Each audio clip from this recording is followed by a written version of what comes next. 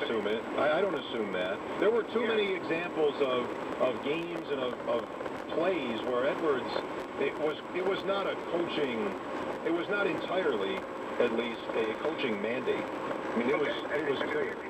Alluding to that, but I never really heard that to be factually true.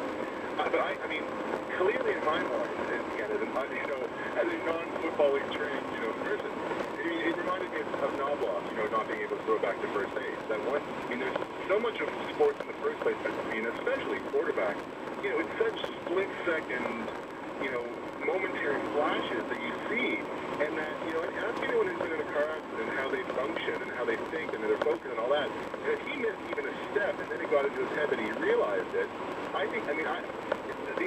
it had to have done more than it, and I thought he was more injured than they let on. Okay, well, look, I respect that angle, but I've never really wanted to blow off that San Diego game, and limited as my knowledge is about it, head injuries can come and go in terms of what kind of an impact they can have on you. I'm sure that's safe to say. So, is it possible that Edwards felt good, that physically felt good, that for the Charger game, but then started to feel, he went 25 for 30, but maybe he took a couple hits in that game anyway, and it started to compound and get worse for him. And he wouldn't want to say it. We haven't heard him say it. He wouldn't want to say it, especially in the course of the season. So I don't know. I don't want to totally blow off the Arizona thing, but the Charger game gets in the way of the tape. By the way, quickly, Paul Hamilton called to clarify. It was Edwards himself who said he was starting the Cincinnati game Saturday night, not Chan Gailey. Here is Brad next. Hi, Brad. Hey, guys. After that hit he took against Arizona, I mean, he's taken some shots since then. I don't think it's a matter of that hit. He still stands in there. He doesn't seem like he's gun shy. He hangs in there as long as he can. I think that's right, by the way. I don't think it's that. I think it's some guys I don't think deal with a lot of negativity in the media and the newspapers or what they hear and stuff. I don't know how much he throws that out, but he seems like a kind of guy when he does get interviewed. He seems like a decent guy. Maybe that's why he never did say anything bad about Cerrone. You don't really ever see him point the finger. It's a line, or a guy when Tito would drop his passes last year. You never heard him. He doesn't seem like that kind of guy. He seems like he's probably pretty decent when it comes to that. So it's kind of hard to get a read on what he really is thinking. I'm not sure I've ever heard him call anybody out. Yeah. Yeah, he just seems like a good guy. It's like you kind of want to pull for the guy, but Sure. I mean, they finally have an offensive mind with Chan Gailey, and we'll see what he can do. There's no excuses after this guy. I mean, Jerome wasn't an offensive mind, so I mean, you got to give him a little more leeway. I think he's the best they got. He's got to go with him. But I don't think that hit against Arizona, I think that has nothing to do with it. Okay. All right, thank you, Brad. He's getting that chance. He's going to play for this team. You know it. So, you can say, like you could say with JP, you could say with other guys, that they've been disadvantaged. A lot of people like to make that point and stick up for Edwards, even though they're only partly doing it. They'll say, well, he's had this many coaches, this many offensive coordinators. Look at the offensive line. I mean, this is a matter of minutes until that call comes in. What did he have? I know. But when I analyze it, I'm not analyzing him, comparing him with Peyton Manning or Tom Brady. I have an idea of what the best he could do is, and that's what I mean, I couldn't, like, lay it out for you literally, but, every fan has an idea of which things are which players' faults as you watch games. And I just thought, even though, again, I'm not ready with specific examples, I think it became clear last year, if not by the end of 2008, that Edwards was skittish with the ball because of him, not because of Dick Geron or because of Turk Schoner, remember him, or Alex Van Pelt. It just didn't look that way to me. And, yeah, he's taken a lot of hits. I think Brad makes the good point about the Arizona ball. Like, Edwards does stay in the pocket. He doesn't turtle. He doesn't run away. He takes hits. Even though he throws the ball short all the time, he will take hits.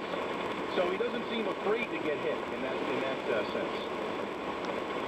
What do you think went wrong for Trent? And again, I want to say, one possible opinion here would be, how good was he ever? those stats early in 08 looked nice, but he, was he ever lighting it up? You know that in 2008, when they started 4-0 and 5-1, the first game he ever threw more than one touchdown pass was in week 12. Didn't realize that until today. That even early in the season, when his passing percentages were so good and his passer rating was really good, that it was not until the game in Kansas City when they put up 54 points that Edwards ever threw 2 touchdowns in a game. It's the only game that year in which he did. So, where do you come down here? 803-0550 is the phone number. I'm Mike Show. More of your phone calls next. The home of the best local and national sports opinion is the only 24/7 sports source in Western New York. 2020 Sports. An arraignment date has been set for Roger Clemens. Details on the charges he is facing in a little bit. But first, while Chan Gailey has not named his starter, Trent Edwards has said that he will be starting Saturday's preseason game against the Bengals. Edwards says the game plan isn't complicated.